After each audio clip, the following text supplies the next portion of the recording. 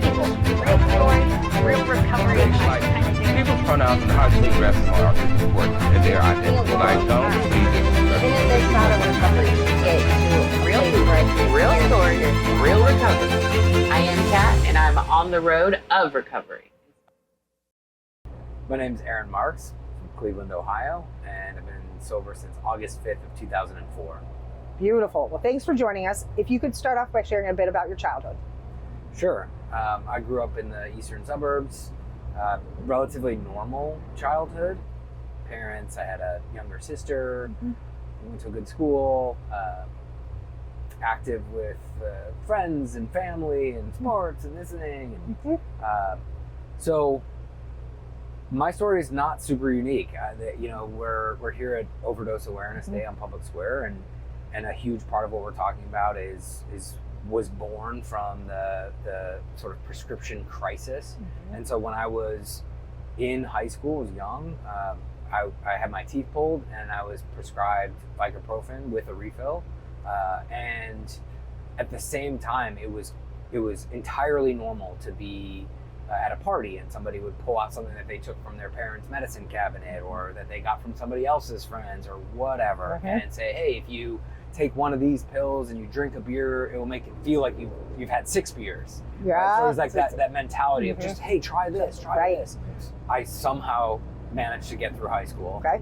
And I went down to school in Cincinnati, and I was, at that point, had progressed to OxyContin. And this was before any sort of anti-addiction safeguards were applied to it. So it's just, you would just take the coating off and all of a sudden you had essentially pure heroin. Right. I mean, that's it's really exactly what it was. It is, absolutely, especially the 80s. Yeah. So my dependence to that substance was significant by that point. And so now the heroin starts to sneak into the scene.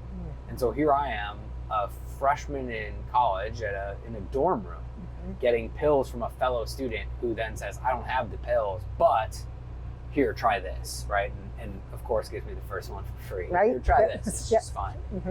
But again, I'm thinking that, but I'm an autopilot. I am not gonna, There's no choice. There's no choice. Yeah.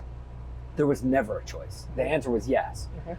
So, of course, I took it. And what was interesting was it did the exact same thing that the pills did, literally. Yes.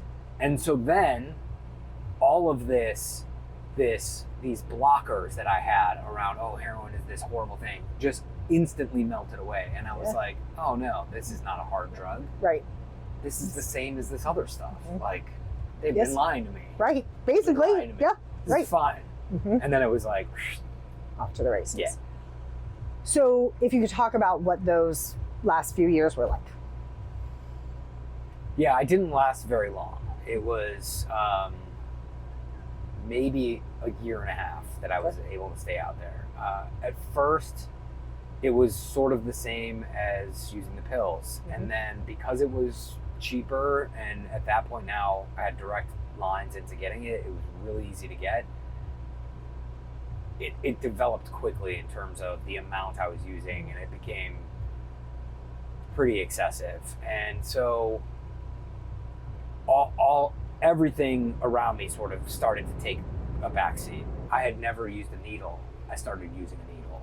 Like, I had been using with other people, I'm now using alone. Like the way I thought about people, the way I interacted with people it's purely transactional after that point, right? Yes. How do I get what I need from you? And that is it. I don't care about you. I will scam you. I will steal from you. I will sell your things. I don't care. Yep. Like, I'll steal it and then help you look for it. Yeah, you mean nothing to me. Right. Seriously. Yes. It was like, that lasted less than 8 months. Okay. Did your family start saying things, or, I mean, typically they're also giving money at some point, so that has a way of controlling people. Yeah, they're asking why the money's going. They're asking why I overdrafted accounts. They're asking, like, why I took a cash advance out on my credit card. But again, the denial is so real that they're saying, okay, obviously there's something wrong, but they don't know what. Right. And never going to guess that you're a heroin addict. Never in a million years. Now, maybe people's parents would guess because it's so much more prevalent and talked about, but like then, Early 2000s? Absolutely not. Yeah. And so there wasn't one thing at the end that was like, boom, wake up, go. It was just, I just snapped and I just picked up the phone randomly. Picked up the phone, called my mom, and was like, hey, she's like, are you okay? But she knew, like, just the way right. are you okay? No, like, I need help. Again, didn't say I'm a heroin addict, but I'm like, I just need help. I need to go to rehab. I need help. I don't know what to do. And that was that moment. Yeah. And it's like, it's so sad to this point. Like, just like, I can't imagine what she was thinking, seeing the way I was, and me like shamelessly like asking my mom to like pull over so I can take the last bit, you know. That's the last time I ever used. I'm super fortunate. They got me into a detox, and so I arrived at the hospital, woke up the next morning, they put me into a detox program.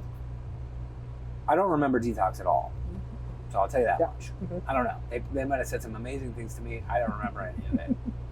Which is why I think it's really good to have a full continuum of care and get out of detox and go into full treatment, because that's what I needed. If I would have just left after detox, probably wouldn't be sitting here. It just deals with the physical side of it. Yeah. The mental obsession is still very much there. And even if they were talking to me about it, I wasn't ready to hear it. So I honestly believe I wouldn't be sitting here with you. I agree. So I rolled into treatment. Honestly, I think the most helpful thing from treatment was 12-step related, to be honest. It was, I had never, again, I talked earlier, I'd never really paid attention to recovery. I never really thought about recovery. I didn't really know anything about it or active addiction. I don't know anything. I was just doing what I was doing. And I remember we did group and they read the 12 steps. And it was the first step that we would admit it was treatment. So if we admitted we were powerless over drugs and alcohol and that our lives had become unmanageable. And like that one little piece just sort of like was like it's, oh, so this is it. So this is why I am the way I am. Like it's not, oh, like you're just young, like you'll grow out of it, or just, you know, try a little harder, or maybe just drink and don't do this, or maybe it's like, no. You just can't. Right. This stuff is so much more powerful than you.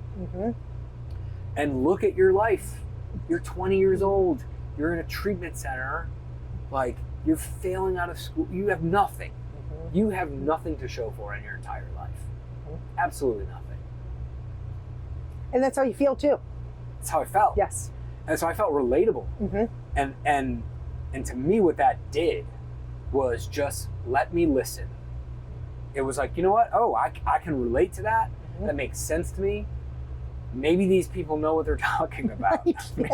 Maybe I should listen to them. Because I do not, like I said, I do not want to go back to that place. I wanted to get my life back. I feel like I hadn't had a life in years. So how do I get my life back? What does that look like?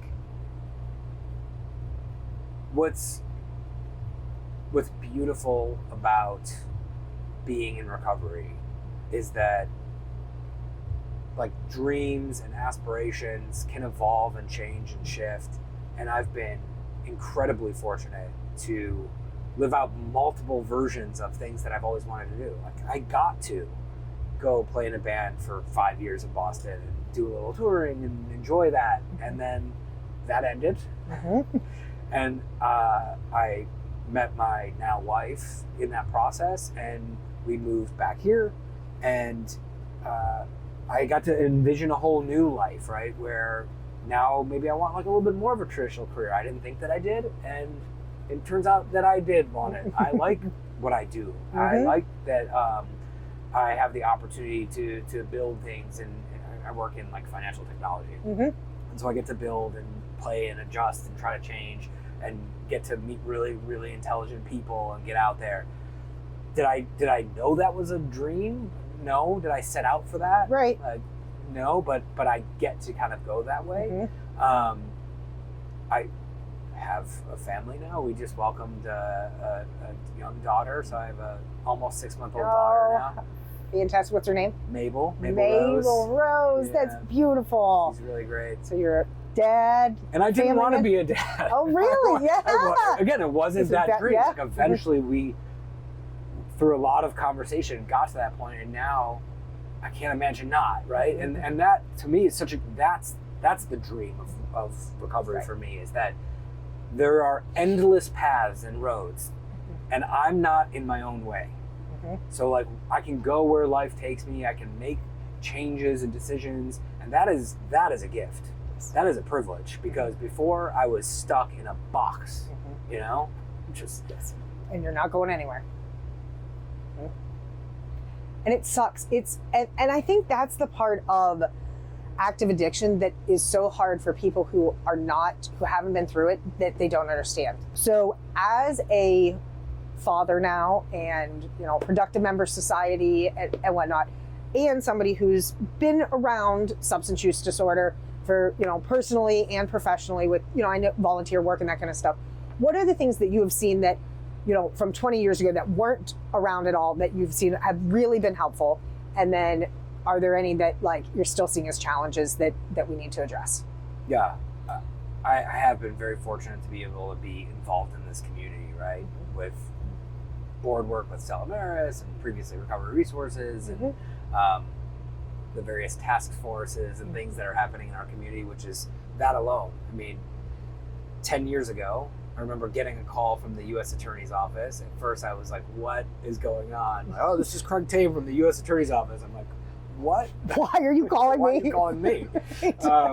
Right? Like, who am I? At that point, I think I was really early in my advocacy journey. So I had been talking to a couple schools and done things like that. And somehow my name got passed to the U.S. Attorney when they were first thinking about starting this opioid task force. We're doing this event, are you willing to come talk about the planning around it? We may put some other things into place, like, can you come down to the office? And I was like, sure.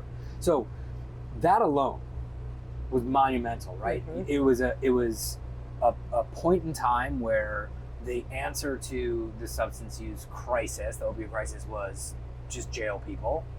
And all of a sudden you had law enforcement, both federal, local, state, everybody sort of going, we're not going to wrest our way out of this problem. So how do we pull voices from the community that have been siloed and typically not had the opportunity to interact with people who are creating policy and who are enforcing those policies, to be able to chart a new way and say, what can we do? It has not been perfect. It ebbs and flows. We're probably retracting in some ways and at times and moving forward in other ways. But it's been really interesting to see how the sort of harm reduction piece is sort of getting weaved into a lot of the more general conversation around how to deal with the opioid crisis. And people deserve the dignity to live. And if we can provide that and provide opportunities for that person's existence to be less bleak, we should try that. Final question. We all have challenging days, or things go wrong. What are your favorite cliches or words of wisdom that just speak true to you? So cliches, oh my goodness, it's funny, I don't use a ton of them. I do like this too shall pass. It's just a good one. Yes. Because I could totally get wrapped up in some little thing and hyper focused on it and just be like, wait a second, this is gonna pass. And whether it's something huge or small, it is true. So that's a really good one. And then I don't know, this idea that help is just one phone call away. And whether it's super important, oh, I really need help, when I needed to check into treatment, or if it's I'm in my head and I don't want to be here because I just don't need to be. I deserve to not be. I can just pick up the phone and call somebody.